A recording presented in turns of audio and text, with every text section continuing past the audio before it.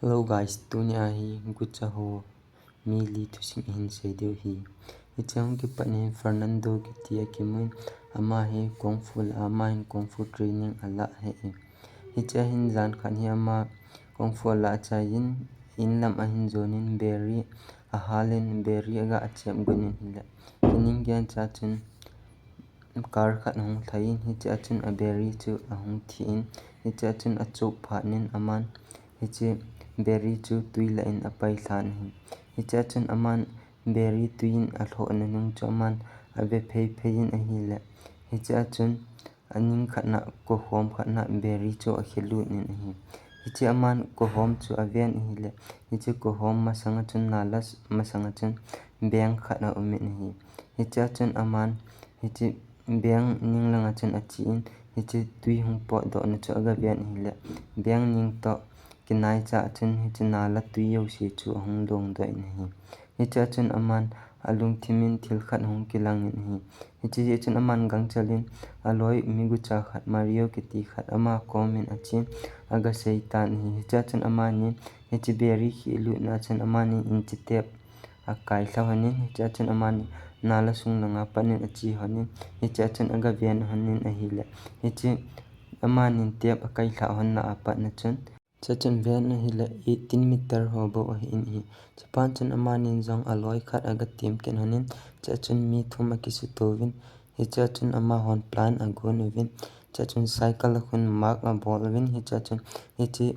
ko apana beng kot ke ka ge chu cycle round izat hidam ti ate se vin hicha chun ama hon cycle atol vin chachun kot phung a pha in a hei do in a hi. Hichi pha na chun a jingin ama hon hicha chun lekhan a je vin ama hon calculate a bol vin hicha chun ama hon plan a kusunga a vuding dan ho a se ve. Hicha chun a jingin Fernando jong ama jong beng sungin a lut nin hicha chun beng chan jo se camera in lim aga kap le le in a hi. Hicha chun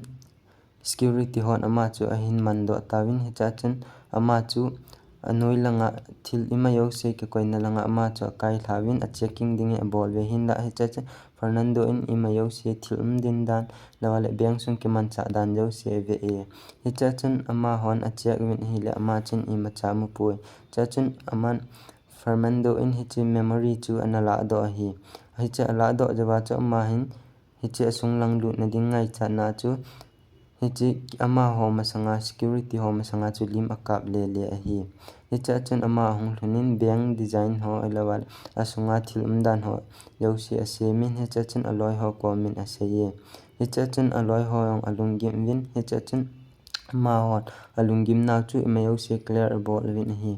Chun ama ho khat ki chale hicha chun ama hon asunga box ho chu chai bi umlawa iti ke hon da ham ti alung u agime. Hichi ta chun ama ho la mi khat chu benga na tong a hi. Hicha chun ama chun mundang khatna branch dang khatna chi in hicha chun aman hoita in aga ve e. Hicha chun ama hon a hon ding dan chu a hiat pha win ama hon machine a sem win a hi. Hichi machine a sem chu a chai pha win ama ho jong leinoi lang na la chun hong lut win hicha patna chun meter som la gate chu beng ge chu ama ho ko vu ding in a bol win hicha chun na atong pan win ko avut pan ta win a hi. Hicha chun ko avut win a hi ale ama ho chun athun ding kon chaw meter khat ho bo wa tai. Hichi pha chun ama hon anga win ama ho ki ho lim win iti naya hui hot lut wale asung lang nga box ho chu den iti la do diu ham helawale iti ilu diu ham ti ama ho lung gim tai. Hichi pha chun ama Fernando yong ado manu ko ma au min hicha chun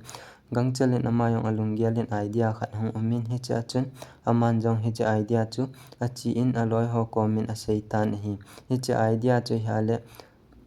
sun teng le achung langa pana benga ilu diu hichi teng le chun beng sunga ima yo se hon thili khat diu hichi teng le ilu diu ihung po teng le noi langa pana ihung po diu he tivin hi le. Hicha chun aloi hon jong idea cha ho isawin hichi dinga chun aki govin ajingin ama ho yong hiti adinga chun aki govin ama yong achi tawin a hi. Achi win ama hon akhot win super glue yong aki bol win ji chu police in ama dong le fingerprint macham lo dingin ama hon super glue a bol win hicha chun ama ho yong aki pa dawin beng lang chu azun tawin a hi.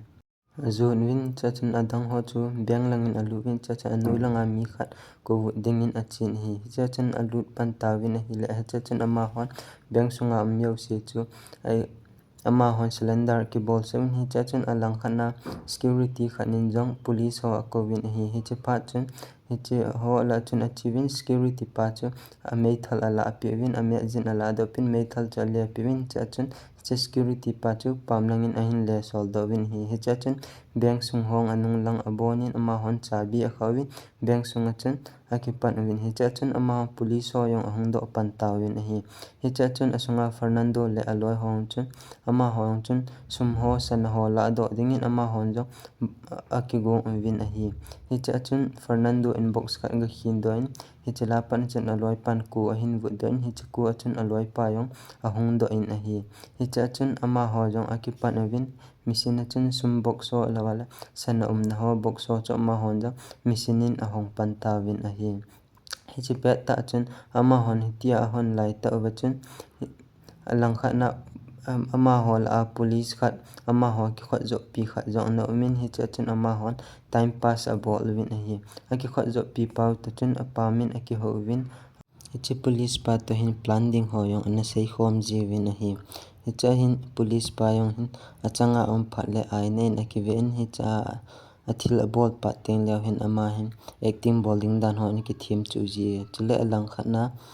Fernandos le aloi pa yong chun ama nyang chun thil ho cha hong hon honin thil ho cha la do hanin hi chun sot ta jo hinan police ho yong tam ta hong win bang ma ya chun adim se no win hi cha chun asunga pa yong chun aloi pa ta ki win time pass a bol hanin chule achung langa spy hong chu innoi langa na ko thla lo wa hi ale asung langa ho se katha de hetin police hong chu again hi cha chun police pa yong chun inchung langa pang police ho yong chu ako thla in an innoi langa ding in ako thla in hi cha chun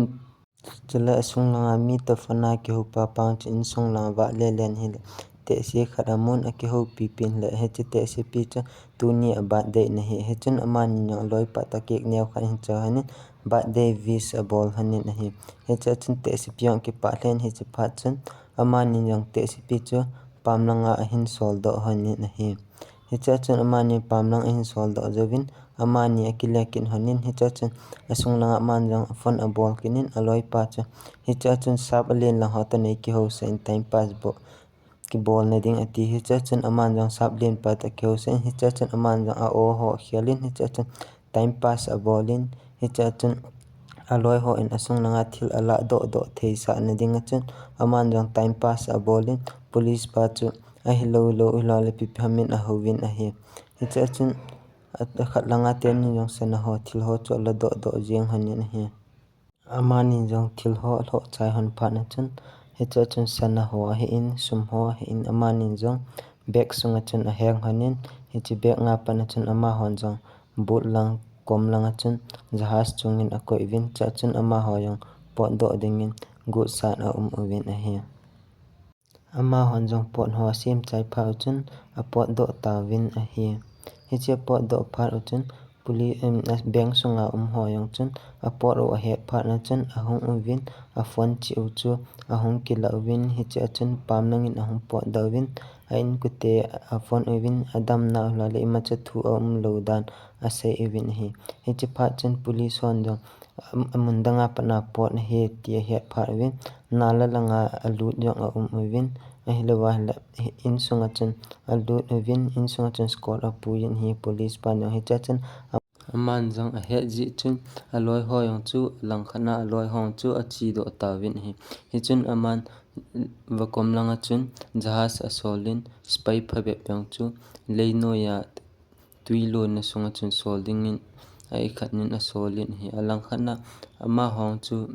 Fernandos le aloi hong chu lung thimo ki chemin ama ho yong chun hi chu spy ho yong chu hung khawin te zole le noya ti chun den tuiyong ating sa win ahung na lang wale chi lewin lang khanin apot win hi hichin police pan insung agalu na hila aloi ho bom koi chu mun hichi bom akoi chu aman na duplicate hi ti he ji chin aman ala do in apai do in hi alang khana chule windows le aloi hoyong chu athil bol u alo thing ji chun ki pa ten ama hoyong sana in sum a hin aki ho movin a hi ma hong sum ki hop chai phawin agari ho hin athil manjo siu chu ago thlawin a hi hichin ama hoyong a hin kho ki khial the jengin nom asa thei the jeng win a hi amun amuna gari tha ki cholo ehlowa hala mi ho sata ta ama hong nom asa tawin hichin ama ho a hin kho ki khial sa win a hi hichin ni khat hi hichi police pa Femendos la aloi ho mi khat chun jitha khat a hin nejin a hi le hichi aji nu chu alung hang be senin amani akina na ki khen ji chun police station na achi in police pa ko ma chun thlagu masanga hicha thil su benga thil gula chun kaji pa yong azaw ve ati hichun ama hoyong hichi thu hija pha chun police honyo aji pa chu agaman win hicha chun aji pa chu adong win hile hicha lam kai hicha alam kai fe bidos ama chu man win ama chu jilin akoi win hi hinla ama chu kumsigi jovin ahin tha do we ji chu thil man aman cha ho jo se chu bona wken ngen hi ji chun imacha akes asang pun maten ahin tha do we hi chun aman jong aloi pa hung do ding he phanin hi chi police aki kho jo pi pa chun aloi pa fe windows ahung do ding a he ji chun aman jong achin aganga in ahung do phanin aki koi pin hi chun amani jo ki pa tano min karin atowin in lam azon honin a hi tunia thusim ise hi chana chun aki chai ta subscribe ne bol piting kan